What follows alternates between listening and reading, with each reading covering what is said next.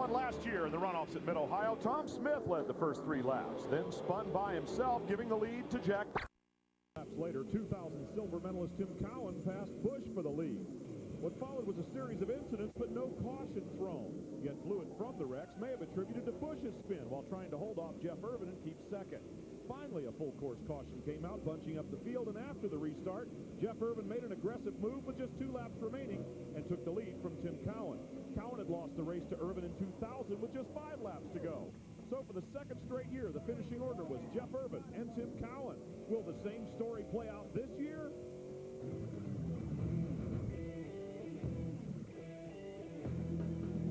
GT1 cars are built from the ground up to do one thing and do it very well. Go fast, big power, great aerodynamic package is going to make for some terrific racing here at the runoff. And we've got 3 terrific contenders as well. Richard Grant in the yellow number 30, 2 wins. He's the Midwest Division champ, and he'll be going up against the red number 75 Mustang of Tim Cowan, twice a runner-up here last year and the year before. He's a Trans Am and Grand Am veteran as well in his red Mustang.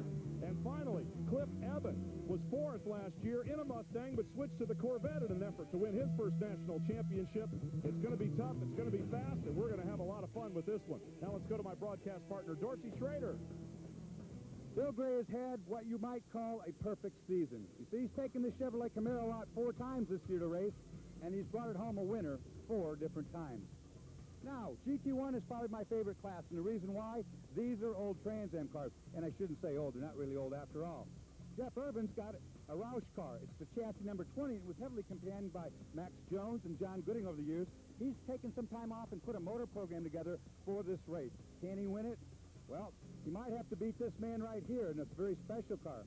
Ross Murray didn't ever sit in this car before this weekend. He qualified his A sedan car and then bought this car. This is my old Ray Bestis Mustang from Tom Gloy. A very potent car, but he's never sat in it before. Can he win today? We're about to find out. The Valvoline Runoffs, Sports Car Club of America's National Championship, the Olympics of Motorsports. For the 39th time, this great event will run, and you are there on Speed Channel.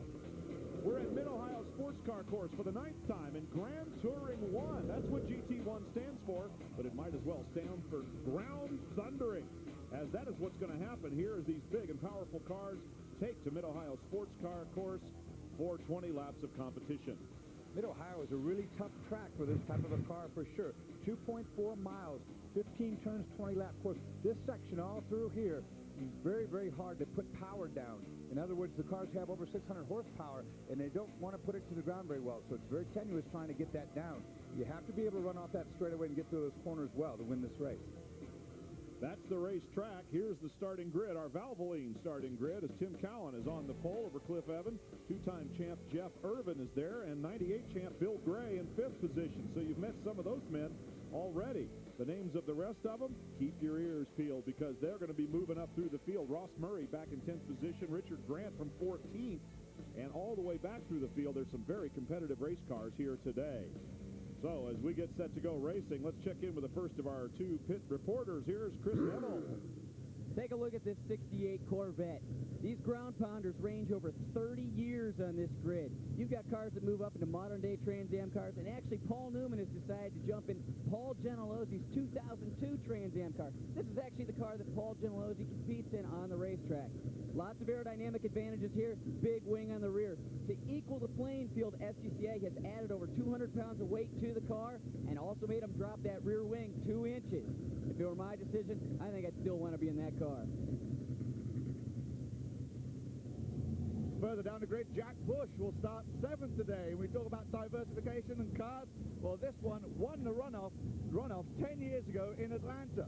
However, before that, Wally Dollarback Jr. took the Trans Am title in this car in 1986. Right now, it has the 1988 bodywork of Paul Gentilosi on it, of the old Cutlass. So really a good mix and mash of vehicles here. Should be a great racing too for GT1. All right, some fine-looking race cars out there, and yes, ladies and gentlemen, the 77 is driven by Blue Eyes himself, Paul Newman. A little bit more on that when we come back. SCCA Valvoline Runoffs is brought to you by Valvoline. You can always tell the guys who use Valvoline. Well, the cars are leaving the false grid, heading out onto the racetrack here at Mid-Ohio Sports Car Course, one of the most beautiful natural terrain road courses in North America. Weather kind of moving around the area. A cold front has come through, but what about these cars, Dortz? Real race cars here, no question. Ground up, built for one purpose, like you said, to go really fast. They have well over 600 horsepower, and there's going to be a problem putting it onto this racetrack. You know why? A cold front went through about an hour ago. It is really chilly outside. These cars don't like that type of condition. Very different from what they have been through all week long. It has been hot and muggy and then rainy and then a little bit cool, but not quite as chilly as it is right now. So as Paul Newman continues to warm up his tires out there and get set to go racing, earlier, Guy Hobbs had spent quite some bit of time with the famous actor and race car driver about his racing career. I don't know if I should have gone on this late. We crashed the Camaro, and Genlosi was kind enough to give me a ride, and a lot stiffer than I'm accustomed to driving, and I ain't going very fast. Are you comfortable driving it, though? I seem to go in and out. One day I go fast, and then I go slow. Maybe being old, you can't remember what it was that made you go fast. Do you feel there's any more pressure on you being one of the elder statesmen of the sport? Oh, you got a lot of people looking, but over the years, I suppose you get used to it. But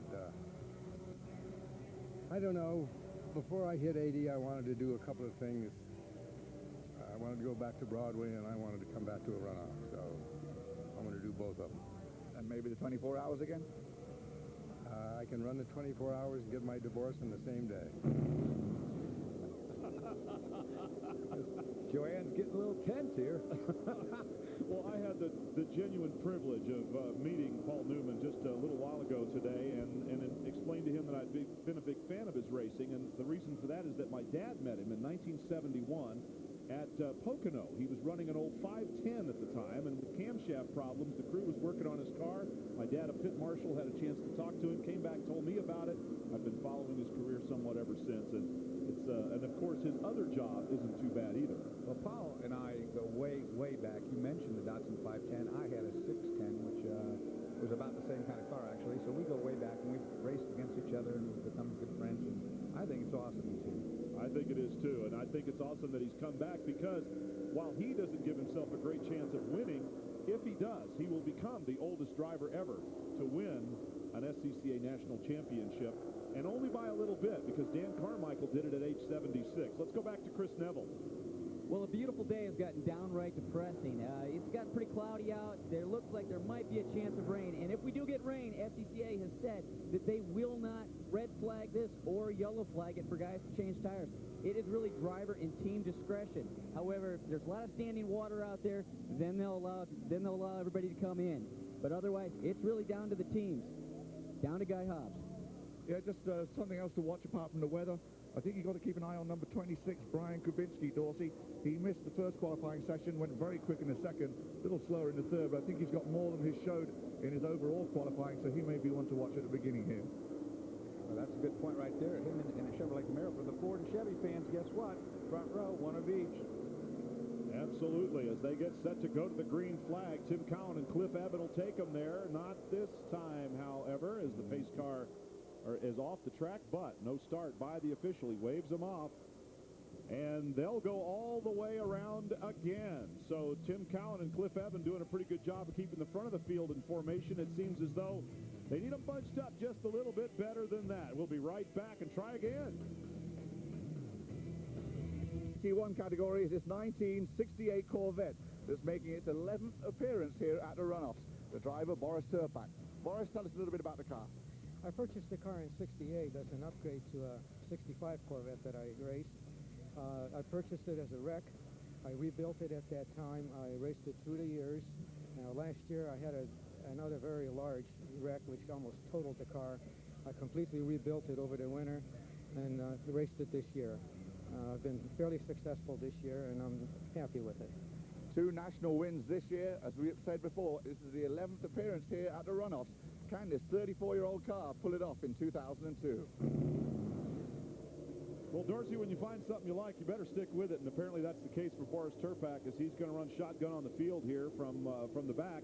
Well, he probably thought this was one of those inverted starts that they do on the short tracks, you know, and so he'd be in good shape if it was, but boy, does he got a long way to go with that old Corvette. Well, he certainly does, but you know he's going to be having a good time out there, and as much as anything, for a lot of these drivers, men and women, it will be a fun afternoon here. Let's go back down to Guy Hobbs one more time about the 31 car. You know, we're just talking about the history of some of these cars. Michael Luffman in at number 31.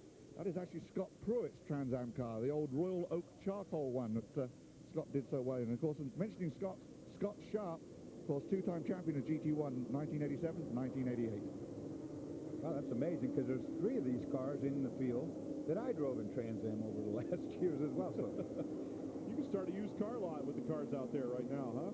some good cars. Some pretty good drivers have competed in this class over the years. Paul Newman won the titles in 85 and 86. We heard mention of Scott Sharp. How about skier Phil Mayer, champion in 91? There you go. Good start here. Tim Cowan running it down the inside. Side by side with the vet, though. Yep, and they go into the turn together. It looks like Cowan with position in the first right-hand corner. Bang! Door to door. 2 bangs. Yep, everybody on the brakes. And Evan takes advantage for now at least, but Cowan's not going to let it go. Has a notion to dive up inside. Evan saws him off, and Cowan's going to have to settle into second and gather himself for a charge in what should be a faster car. Boy, look at these guys slamming doors all over the place. Up back here for about 6th place. These 2 guys just banged off each other. These guys are watching Trans Am movies or something. I don't know where they get that. And the bright blue car right there is Paul Newman. Paul talked about the car being a lot stiffer than he's used to. These new cars are very stiff. These older cars, they run spring rates that are half of what the new car is, and it is a bit dicey feeling. There's Newman right now, brand new 2002 Jaguar. Paul Gentilozzi with, of course, 3-time Trans Am winner in that car. Ross Murray right behind him. We met Ross at the top of the show. He's probably thinking twice about any kind of rude move on Paul Newman. And I imagine a lot of guys think twice about putting a move on a man with that much notoriety and certainly with that much at stake. Nah, we'd hit him. No problem. It is amazing that Paul Newman at his age could hang on one of these beasts. These cars are not easy to drive. These are muscle cars on both ends. The guy holding on the steering wheel, you better get up on the wheel. This is going to use some muscle, too. Right there is Tim Cowan, second position right now, as Cliff Evan put a move on him there on the restart and muscled his way out into the front, and Cowan really not having a lot of luck chasing down the leader. In fact, he's having his hands full just trying to hold off Philip Sims, Jeff Urban. They got together there, the 26 car. Brian Kabinski. Yeah, just banged off, and it's not over with yet. These guys are playing pretty hardball right now. Well, they don't have the OSHA-mandated bumpers on them, but they will root and paw and push and shove because they got plenty of body work wrapped around them. Well, during the mid-'80s when things got rough, we put pretty heavy-duty bumpers on the front. Whoa! Another problem here. Oh, that one's going to continue for a while and get worse. The 89 of Bill Gray coming out on the short end of that deal there as he got the whole front end of his car run over. Got it refired again, and meanwhile, the perpetrator is backing around on the racetrack there as the 2 of them got together. That was the bulldozer that took him out. Boy, they just dive bomb. It's a dive bomb pass. Drives down the inside, and I'm sure that he never knew he was there. They make contact. Watch this. They touching that Corvette just about went endo. Of course, then it spins around. Paul Newman right in the fray there. Look at him right there going through. Yep, he slipped through, and another car got involved. Now they're going over to clean up what we saw, a little bit of fluid coming out of the front of the damaged car number 89, and that is Bill Gray heading back towards the pits. Bill Gray, Midwest Division champion several times, really good competitor. Not today. It's not going to happen. 98 national champion. And looking at Urban right now with a good run coming off the keyhole is probably going to make that into a pass move down the bottom end. Jeff Urban behind Philip Sims in the number 24. Cowan leading the parade, but Cliff Evans. Cowan goes defensive on him and moves him all the way over to the grass, but actually he had a good run going. Jeff Urban really had a good run going there. And these guys' defensive moves are not going to work if you want a gold medal. Cliff Evan out in front with a 3.7-second lead. Once he got by, he just skated. Chris Neville should recognize that car. Of course, he doesn't see a monitor, but that's the old Tommy Bahamas car, and I believe he wore those colors for a couple years there with Phil Hopkins. Philip Sims, it's some pretty famous race cars out there and good company. So the second, third, and fourth place cars are right together. But Cliff Evans with a long, big lead right now. And you can see across the top of your screen the mix of machines. It is mostly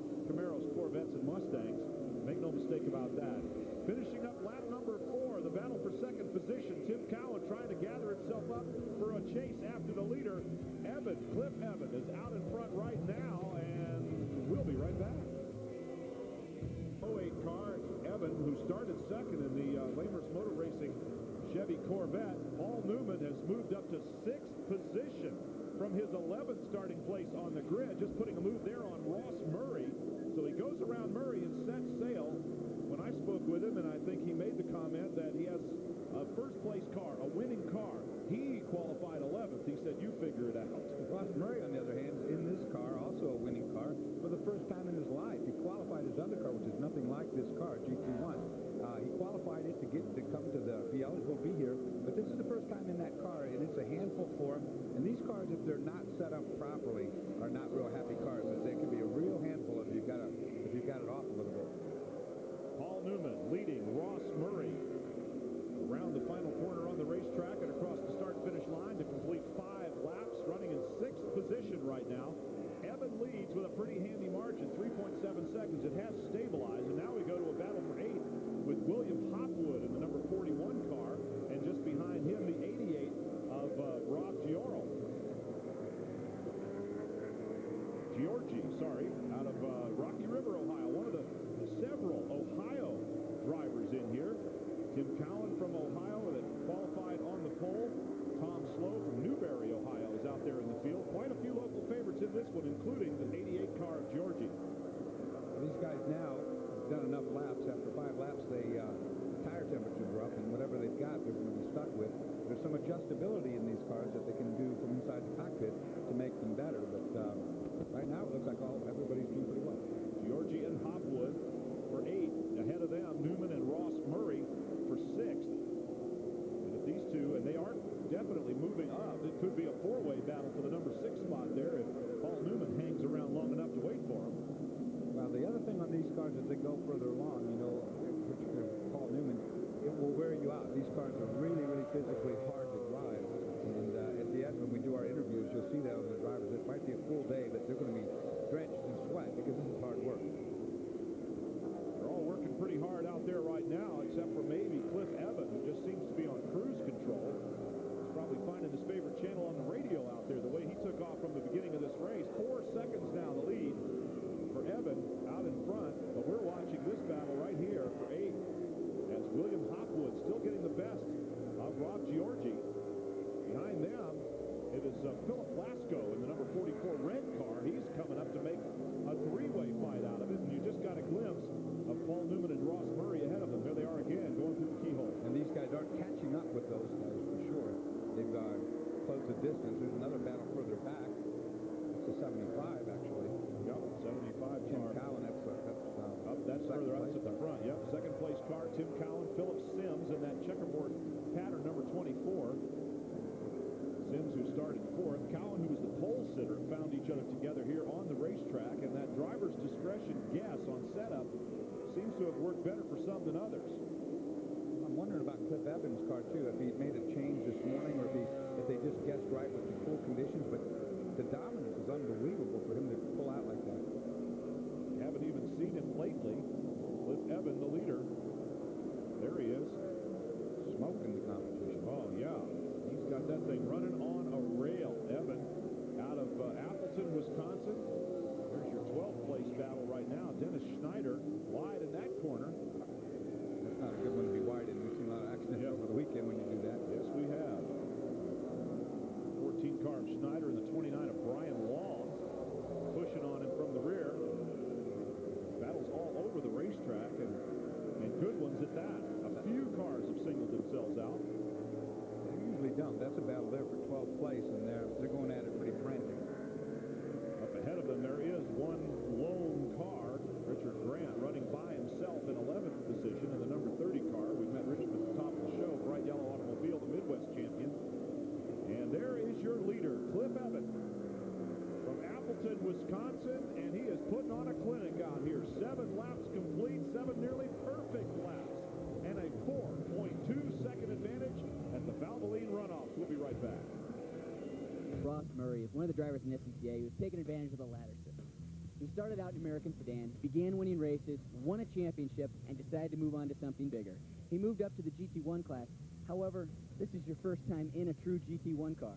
That's right, Chris. I had some success in American Sedan and actually used that car throughout the season to qualify for GT1. But then on Monday here, stepped into a real car, and the braking, the horsepower, the dog ring gearbox has really taken a bit to get used to. We keep moving forward every session and hope to do a little better and do well in the race for New Zealand Seafoods. You know, and there's something that looks eerily familiar about this car. I may have bumped it once or twice in Trans Am, and for some reason, I was always the one who went to the principal's office. All right, Chris. There's Mr. Paul Newman racing just in front of the 74 of Ross Murray, and Newman with a nice tight line there. Murray trying to square it off a little bit, and Chris Neville talking about bumping and rubbing a little bit out there. That would be me bumping. Sent to the principal's office? Well, you they know, have that? Oh, they got that, all right. Yeah, you got to go talk to them. I didn't do anything on purpose. Yeah, you get your hand slapped every once in a while if you're a hard player, and of course Chris was. We were. Let's go down to Guy Hobbs for more on Paul Newman. Yeah, well, Paul's driven his way up to 6th spot right now. Of course, the 77-year-old is getting a little tired, reporting into Quinn Conda. And now he said, well, what else did he tell him on the radio? And he says, no, he doesn't talk on the radio during the race. But look at this. How about this for a team preparation? I don't think Paul Gentilozzi just lent him the car. He lent him the whole team, the Rocket Sports Racing team. And you can see the whole crew here. They've had a garage they've rented all weekend. They've had the door closed on it all weekend. Didn't open it to the very last minute. And just now they went back there, pulled out some rain tires, and you can see their BF Goodrich tires that they have here are all brand spanking new. No one else has brand spanking new tires. This crew and team is definitely well prepared and certainly well spent, I would say. Well, I go back to the comment that Paul Newman made to me earlier today, and he said, I have a winning car, and I qualified 11th, and he's admitted that the car is better than he is prepared to this point, but he did come, you know, ready for bear and ready to win if he possibly can. Well, I mean, I don't want to understate the fact that these are really brutal cars to drive. They beat you up pretty bad, and for him to be tired now, you know, 9 laps in, almost halfway through the race already, that's that's normal, believe it or not. These things, unless you've done it, you don't realize it's 150 degrees inside that car. Here comes Evan, or not Evan, but Murray to the outside, taking a look down into the braking zone. I would think Paul will let him have this. We'll see. I don't know. He got back on the gas when he pulled up alongside. Now he's got position here for the left-hander for sure that's coming up, and there is the pass. Yeah, Paul's not going to crash that car, you know, if he can help it. He's a real hard competitor, but he's a very fair and clean driver. Rob Giorgi has come up behind him too, and we said that was likely to happen the way Giorgi was driving. So now Murray has taken over the number 6 spot, and he'll try to see if he can run down Jack Bush, who's up ahead of them. Third place battle, that's still going on really well. In fact, it's been turned around. Yep. Yeah. So there's been a pass for third place. Philip Sims is going around. Actually, and this is Jeff Irvin, so they had swapped spots. Cowan has left them and is riding by himself in second position as Evan is out in the lead, but these two have stayed right together. Only swapping spots. Paul Newman now and Giorgi. Rob Giorgi in the 88 car. Giorgi got a better run out of turn 1 there. Now, it's hard to make anything happen with that because of that chicane. Now, if they're running a Trans Am race, you'd be going straight up to the keyhole, and it leaves you a braking place up. He's going to try it around the outside here in the keyhole. Now he ducks back behind, tries to square it off to get the drive out of there.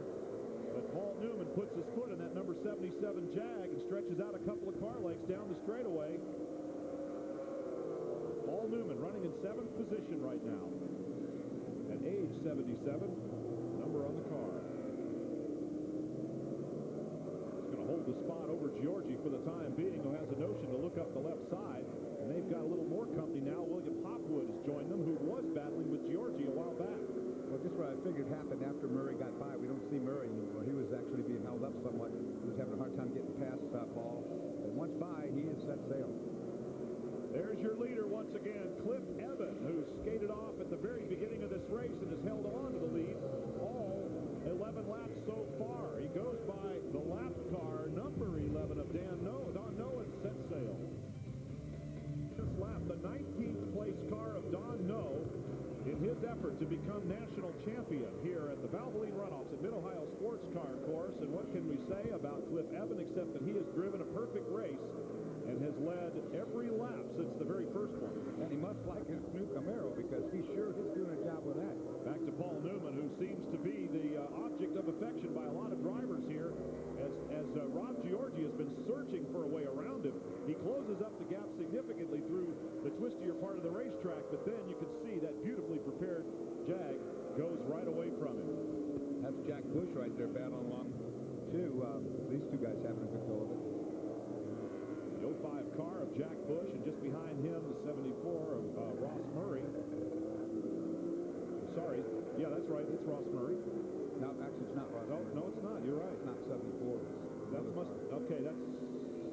Well, we're trying to... Number 28, I think it's a lap car. That's why we're confused a little bit. I believe it might be the 20... Well, we'll just quit guess until we know for sure. It could be Kabinski in the 26 car a lap down because they've separated themselves pretty good right now. Look at Ross Murray. Speaking of Ross Murray, there he is right now. And now past Newman, he is really quicking off some laps. Now, remember, this is only the third time ever he's sat in the car. He's had 2 qualifying sessions and right now. Let's go to Chris Neville for more on this car. Well, I just talked to his crew, and they're pretty excited that he finally got around Newman. He seemed to be being held up for quite a while, but now that he's gotten by, he's starting to stretch it out, catch the guys in front of him. And I think like what Dorsey was saying, this is his first weekend in this car. I talked to him earlier, and he said the toughest thing about it was the gearbox, just learning the timing with the gearbox. But I think as Dorsey can tell you, too, once you get that timing, this is probably one of the most fun H-pattern gearboxes you can drive. Back to you guys in the booth. How about that, Dorsey? Well, what he's talking about there, of course, he came out of A Sedan, which has a streetcar gearbox with synchronizer, so it shifts quite easily. These cars have straight-cut gears with dog rings, and a dog ring is just a soft piece of metal between the two gears that takes the abuse when you shift it. But you have to be able to double-clutch downshift, and you have to be able to match your gears. Otherwise, it doesn't want to go in, and they're big, heavy gears, so you can give yourself big blisters hands if you don't learn the rhythm that Chris is talking about. 7th and 8th place, Paul Newman and Rob Giorgi continue their tussle over the position. And Paul Newman, the 12 laps into this race, doing a super job of staying behind. As you said, a very difficult race car to drive, and fatigue may become an issue, but not yet. We don't, at least not any obvious signs of it. One of the nastiest parts about driving one of these cars, and anybody who's driven one can tell you, is it's unbelievably hot inside. It's about 150 in there. All of the aluminum panels and so forth. These cars, unlike Winston Cup cars, the exhaust system doesn't come out from underneath the car. It runs through the inside of the car. Inside of the door, next to your hip, is a muffler. So it is one hot beast, and it's like sitting in an oven. Jack Bush in the 05 car. All working by lap traffic, which moved over, and I believe that was Don No in the Camaro that got nicely out of their way. So Bush in the red 05, and along with him is the Brian Kabinski. Yeah, the 26 of Brian Kabinski, who is actually has been lapped, but he's been hanging in there. So obviously his car has come in better late than never, I would say. He needs bigger numbers for us old guys. I guess so. Kind of hard to see that number from here. Well, he had started in 6th position, and I'm starting to think right now that we may have a little scoring hiccup on Kabinski. We'll have to double check on that. In any case, he's sticking right with the 05 of Jack Bush. And that car painted eerily like Ron Bellow's old Sunoco Camaro, which I have dreams about. Dreams, Dorsey? Not good ones sometimes. That was he gave me all I needed. A little more like a nightmare, perhaps. Yeah, well, he's a good guy. We sure have some good runs in those two cars. Jack Bush running in 5th position in the 05 car, so it's pretty easy to keep track of him. Cliff Evan running off, and still with a huge advantage out there on the racetrack. That's Cowan right there. Oh, yeah, Cowan has caught him. That's right. I'm looking up at scoring saying 1.4 seconds. That's got to be a mistake. No, it was over 5 seconds a while ago. Tim Cowan with the Mustang coming on strong out of nowhere. Wow.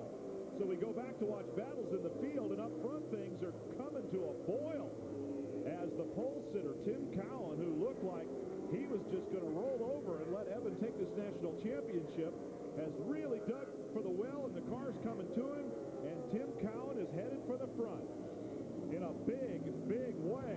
So we're going to take a quick commercial break and zoom in tight on this battle up front. Stay with us. Welcome back to the Valvoline Runoffs, and Mr. Paul Newman racing in 7th position right now with Rob Giorgi still behind him. Their battle continues, and it looks just about like this all over the racetrack as cars are going 2 by 2 and sometimes more for positions everywhere. The changing conditions have resulted in some very interesting shuffles all through the field. It'd be interesting to know what tire compounds and what tires some of these guys have taken, because this is certainly a change. This cold weather right now is different than they've been at all weekend long. If somebody had guessed right and gone with a light tire compound or a soft one, we see brake lock up right there, he might, in fact, right now have a real good thing. Look at this battle for the lead as Tim Collins. Actually, that's his second place battle. So first has got a good battle, second's got a good battle. Philip Sims and Jeff Irvin, and let's go for more with Guy Hobbs. Just a quick update on Jeff Irvin. He just radioed in. He's a bit concerned because they're getting a lot of temperature in the motor. Not too concerned, but it is concerned. Also, another one that you guys were questioning on Kabinski. He did, in fact, make a stop earlier, so he is, in fact, a lap down. And Tim Cowan, who is chasing down Cliff Evans, because Cowan lives about a mile away from here, so he's about 10,000 laps around Mid-Ohio, which is why he's managed to pull off those, or get back up to Cliff Evans. And Cliff Evans, of course, is running for a Triple Crown award here today. Back to you guys. All right, well, thanks for the information on Kabinski. Okay, that explains it. He made a stop, and, you know, he didn't lose any ground. That's why he's still so fast running with Jack Bush. So, all over the racetrack, battles everywhere. The 74 car there, that's Ross Murray, who left past and then left Paul Newman moving forward. The 05 car of Bush. Here we go to the battle for the lead, and Cliff Evans is still up front, but Tim Cowan is all over him and stalking him hard. I think Evan must have gotten word from his crew, and if not, he looked in the mirror and said, "Whoa, big slide!" Oh, and that's going to help. That's going to help Cowan. Both of them loose. Both of them very loose. 21 cars going around backwards. That's Jeanette Udwary, the only female driver. Jeanette Udwary in the silver and black number 21. She's undoing the belts inside, is obviously okay, but the car is parked. Oh, these guys really pushing hard now. Look at the cars starting to get evil underneath the brake zone. Both these drivers giving it all, but Cowan out of nowhere has made up a huge amount of ground. So I'm thinking that Evans run his tires off. I just saw right there as he came over Madness, 2 black streaks come out of the back. That's the telltale sign the driver looks for to know his competitor is in trouble. Inside 4 laps to go as they go around the lap car that we saw at the beginning of the show at Morris Turpack. Let's go down to Chris Neville for more on leader Cliff Evans.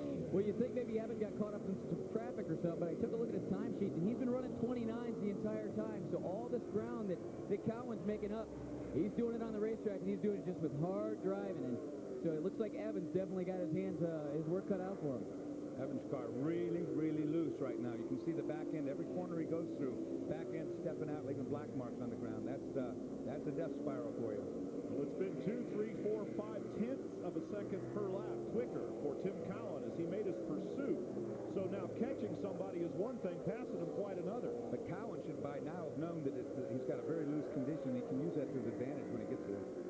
Tim Cowan and leader Cliff Evans going through the keyhole, completing 17 laps. Now we're inside 3 to go. And the battle up front is getting very good. We could be seeing a pass when we come back. We'll check it out for you. It is, and it's still happening at Mid-Ohio Sports Car Course. Cliff Evans leading Tim Cowan for a gold medal. Evan going for the Triple Crown. Cowan going for his first championship after finishing runner-up here a couple of times. Look at that loose car. Tim Cowan only has to do one thing now. Stay right where you're at, Tim. Don't do a thing until you get up here to the keyhole. Then launch off the keyhole. The Corvette won't be able to put power down. We'll see it. And when it doesn't put power down, you'll muscle down straight away right by him. Don't take any chances until you get there.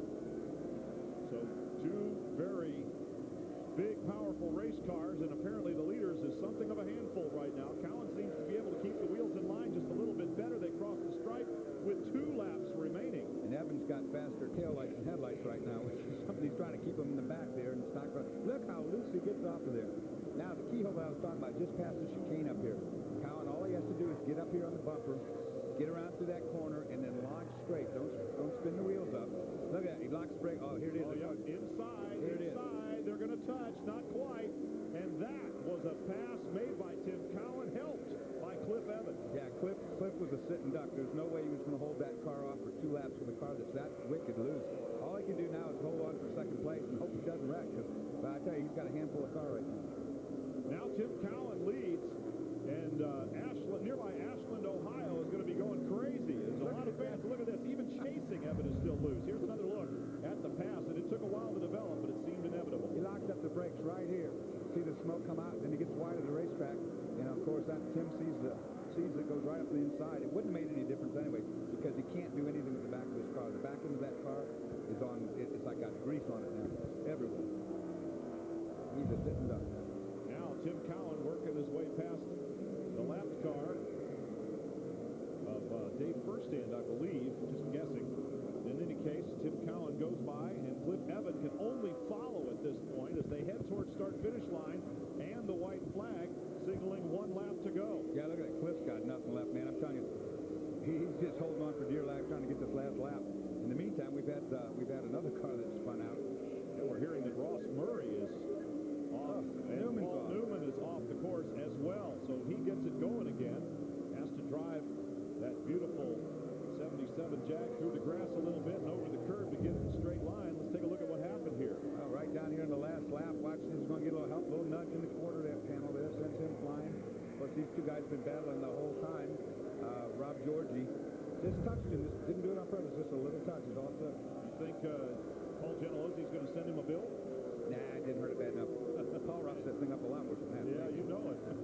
So Paul Newman back on course and rolling again here in the closing laps. The leaders have crossed the line with a single lap to go, and there is your leader, Tim Cowan in the 75 car, working past some traffic again. I think that's Don. No, he's about to put a lap down. Yep. Yep, goes to the inside, and Don moves over, just lets it happen. Cliff Evan will do nothing right now, but just hold on. Look at this car just slides off. Yep. He's got no tires at the back of him. Absolutely not. It looks almost like a skid car, one of those driving schools, but not for Tim Cowan. He just bided his time, saved his tires apparently, knew that he had a lap time that would work for him, and was obviously getting good information from his crew. So he just stalked down the leader and then saw an opportunity to pass.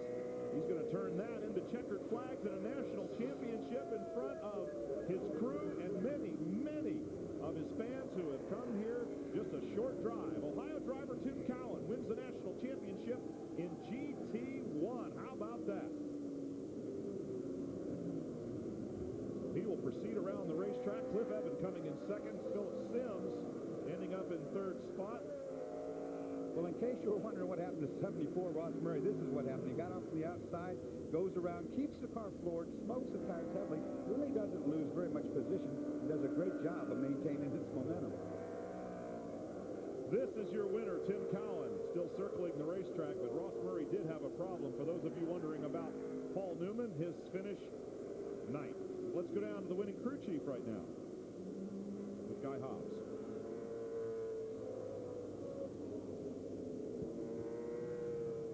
The win, the win, pretty incredible win. You were about 5 seconds back at one point, and then suddenly came from nowhere and then got the win. Yeah, we was doing good. Just a lot of patience and just stay at it. Is that all the experience he has on this track too? Is that this first time? No. No, I say, is that from all the experience he has on this? Yeah, yeah. Oh, yeah. Okay, back to you guys. All right, well, they kept it pretty simple out there and obviously made it work. A lot of experience on the racetrack, and the congratulations among the team members for this man, Tim Cowan, who, in front of his fans, has earned his first national championship.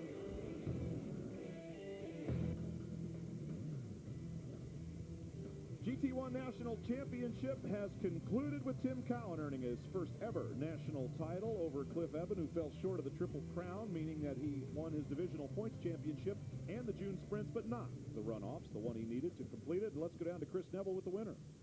Well, Tim Cowan had a great run here today. He was on pole, dropped back in that first lap. Tell us a little bit about that first lap. It looked like you guys were really throwing some elbows. Well, I knew it was going to be a battle going into 7 down there at the start, and we were side by side. Little bumping action, and then Cliff got into 8 before me, and I just kind of settled down, and you know, he got away from me. I think he had a 4-second lead, and I just kept coming and coming. Today it was cooler. We've never run these tires. BF Goodrich gave us a really good tire for this weekend, and but we never run in this cool weather, and they just took a little longer to come in today, and about midway through the race, I seen the tires start going away on Cliff, and especially up in the carousel, and that's where we ended up getting him. These BF Goodriches were just unreal. They were stronger the last lap than they were any part of the race. So I thank those guys for giving us a heck of a tire this weekend. Past 2 years, you came up runner-up. It's got to feel pretty good to be in victory circle. Yeah, I got to admit, I was feeling the pressure today. You know, everybody was coming up saying, you really deserve to win this.